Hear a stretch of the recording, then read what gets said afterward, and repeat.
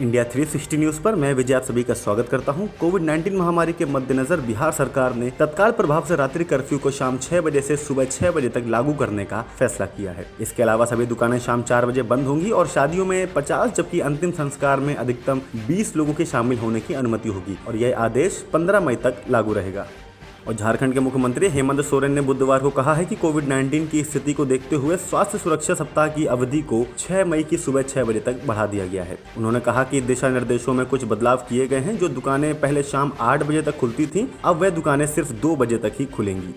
और मध्य प्रदेश के गृह मंत्री नरोत्तम मिश्रा ने बुधवार को बताया है कि कोविड-19 की चेन तोड़ने के लिए कोरोना कर्फ्यू को 7 मई तक बढ़ाने का फैसला लिया गया है। और मिश्रा जी ने कहा कि कोरोना कर्फ्यू का कड़ाई से पालन कराया जाएगा। और गौरतलब है कि राज्य में भोपाल, इंदौर समेत कई अन्य प्रमुख शहरों में कोरोना कर्फ्यू लागू है। और इसी के साथ में सरकार ने बताया है कि घर पर कोविड-19 मरीज का ख्याल कैसे रखा जाए। सरकार ने घर पर कोविड-19 मरीज का ख्याल रखते हुए लोगों के खुद के बचाव के लिए दिशा निर्देश जारी किए हैं। लोग बीमार व्यक्ति द्वारा छुई गई चीजों को छूने से पहले उसे डिसइंफेक्ट कर लें। थोड़ी देर में अपना टेम्परेचर व ऑक्सीजन लेवल चेक करते रहें और बार हाथ धोएं और मरीज के कमरे में जाने से पहले मास्क लगाएं।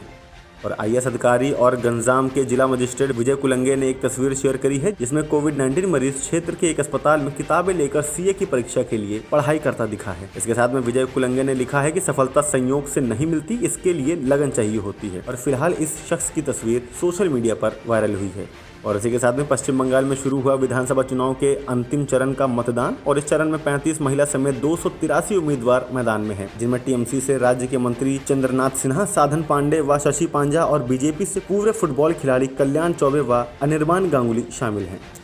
और नाना के लिए ऑक्सीजन मांगते हुए युवक ने किया ट्वीट। यूपी पुलिस बोली ट्विटर पर मांग फेक है। नाना के लिए ऑक्सीजन की मांग करते हुए ट्वीट करने वाले शशांक यादव नामक युवक के खिलाफ यूपी पुलिस ने अमेठी में केस दर्ज कर लिया है। पुलिस के अनुसार जांच में पता चला कि शशांक के नाना ना तो कोविड-19 पॉजिटिव थे और ना ही उन्हें ऑक्सीजन की जरूरत थी। सिर्फ सनसनी पैदा करने के लिए इन्होंने ट्वीट किया था। और राजस्थान के मुख्यमंत्री अशोक गहलोत ने बुधवार को ट्वीट करके बताया है कि पत्नी सुनीता गहलोत का कोविड-19 का टेस्ट पॉजिटिव आने के बाद वह सेल्फ आइसोलेशन में है। और उन्होंने लिखा कि प्रोटोकॉल के अनुसार होम आइसोलेशन में उनका इलाज प्रारंभ हो गया है। और इसी के साथ में सीएम गहलोत का भी कोविड-19 का टेस्ट पॉजिटिव आया है। और 18 से 45 वर्ष के बीच वालों के कोविड-19 टीकाकरण के लिए बुधवार दोपहर 4 बजे से रजिस्ट्रेशन शुरू होने के साथ ही कोविन ऐप और वेबसाइट उमंग और आरोग्य सेतु ऐप क्रैश हो गए। यूजर्स ने इसको लेकर ट्विटर पर शिकायत भी करी और साथ ही यूजर्स ने यह भी कहा कि उन्हें ऐप या वेबसाइट पर लॉगिन करने के लिए वन टाइम पासवर्ड भी नहीं मिल रहा। भारत में पिछले 24 घंटों में कोविड-19 के 3,79,257 नए मामले दर्ज हुए, जो अब तक की सर्वाधिक एक दिन की बढ़ोतरी है। वहीं इस दौरान देश में 3,645 मौतें हुई, जो एक दिन में अब तक की सर्वाधिक मौतें हैं। और इसके साथ ही देश में कोविड-19 के कुल मामले बढ़कर 1,83,76,724 हो गए, जिनमें 30,84,814 सक्रिय मामले हैं। और संयुक्त राष्ट्र के प्रमुख एंटोनियो गुटेरेस के प्रवक्ता ने कहा है कि भारत ने संयुक्त राष्ट्र की एकीकृत आपूर्ति श्रृंखला के जरिए कोविड-19 संबंधी सामग्री की मदद की पेशकश यह कहते हुए ठुकरा दी कि उनके पास स्थिति से निपटने के लिए मजबूत प्रणाली है। और प्रवक्ता ने साथ ही साथ यह भी कहा कि हमारी पेशकश बरकरार है, अब तक हमसे कुछ भी नहीं मांगा गया है।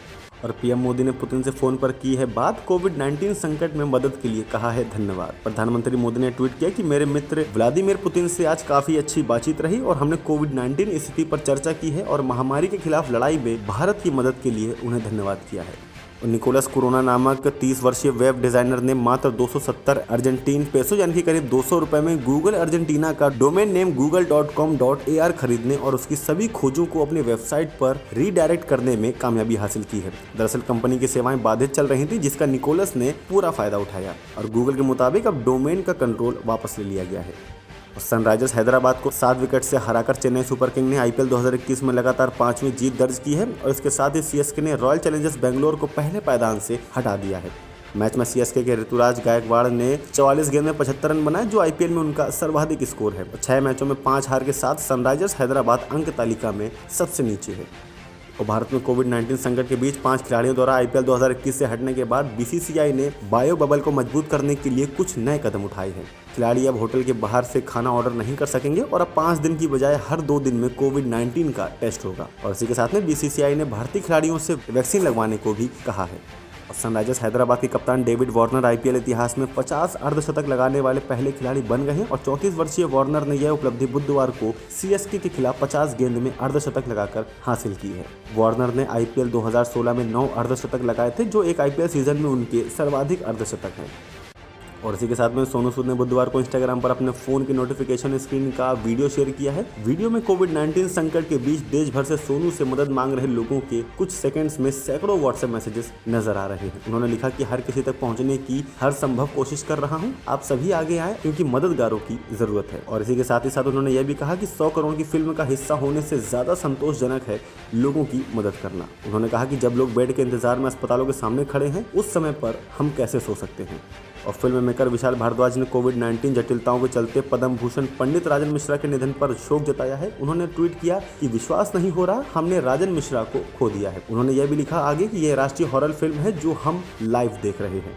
और इसी के साथ में मौसम की खबर, जालंधर में आज छाएंगे आंशिक बादल, 40 डिग्री के आसपास ही रहेगा अधिकतम तापमान। बुधवार को अधिकतम तापमान 39 डिग्री सेल्सियस पहुंचने के बाद लोगों ने गर्म हवाओं के थपेड़े भी झेले और यही कारण है कि न्यूनतम तापमान 22 डिग्री सेल्सियस से नीचे नहीं गया। मौसम विभाग के पूर्वानुमान के मुताबिक आने वाले कुछ दिनों तक आसमान में आंशिक बादल छाए रहने की संभावना है, लेकिन इस बीच लोगों को गर्मी से फिलहाल राहत नहीं मिलने वाली। अभी 2 दिन तक और करना होगा गर्मी का सामना। और शनिवार को पहाड़ों पर एक नया पश्चिमी विक्षोभ सक्रिय हो जाएगा, जिसके असर से धूल भरी आंधी चलेगी और हल्की बारिश भी हो सकती है। लिहाजा गर्मी से भी कुछ राहत मिल सकती है। आगे की अपडेट के लिए देखते रहिए इंडिया 360 न्यूज़, खबर दिन भर की।